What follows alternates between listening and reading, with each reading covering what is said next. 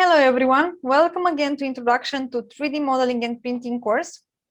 In the last video, we inserted the two gears that match together and have a motion link that works. But what we need to do now is to make some clearance so the link of the mechanism has where to stay. So let's see what we can do. So we can use the already existing gears in order to better understand how we can make the clearance. So what I will do is I will start the sketch on the gear. And as you can see, I have everything here already made. So I will hide most of the parts so I can work only with my gears. So where are the sketches? There. Okay, first, I will move the gear at the same level with the previous one. Minus 12.87. Perfect.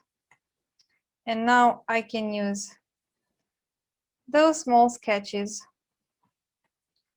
in order to extrude.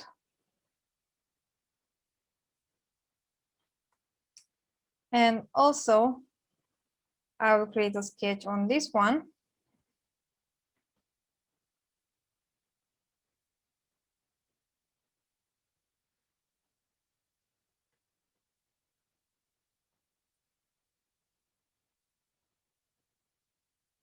I will join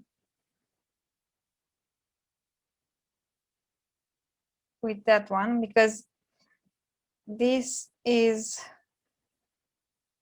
not, I cannot change this one because it is imported as an object.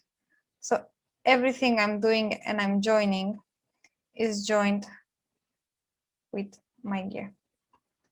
Perfect. So I did everything that I needed. Here are some problems, but I will just delete the face. Actually, I will just use this and extrude. Join. I will extrude more and click join. Perfect. And now what I can do, delete. Perfect. Now I will keep this join, this small piece as well, and join. I'll click delete. And now everything is in place. That's why direct editing is so important. And now I have a replica for this one, but the correct size. So what I will do, I don't use this one anymore, so I will let it be anywhere that I want. Also, I can go further as the other one is. Perfect. And now I have my gear. And an important thing is to see the small gear, how thick it is, and is the same size. Perfect. So I will hide those because I don't need them. Okay, and I will show those. I don't need the small and the large gear, and I will show everything else.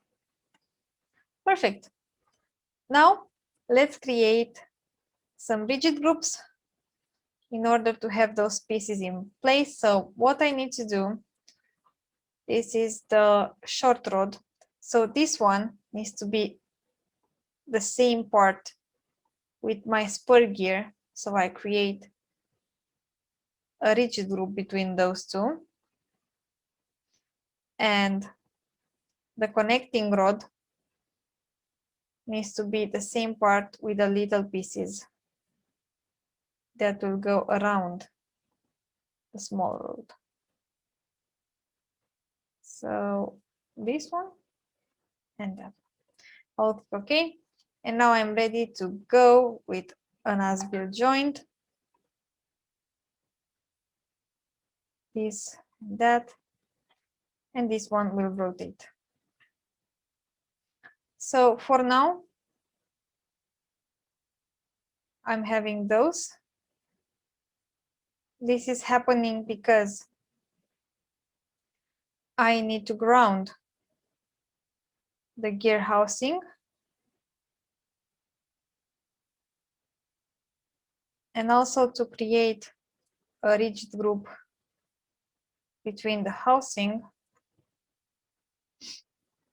and the rod that powers the small spur gear. And now I need to create a rigid group between the big gear shaft and the gear housing. And now everything works in place. So in the next videos, we'll start creating the linear motion from the rotational. But for now, let's save.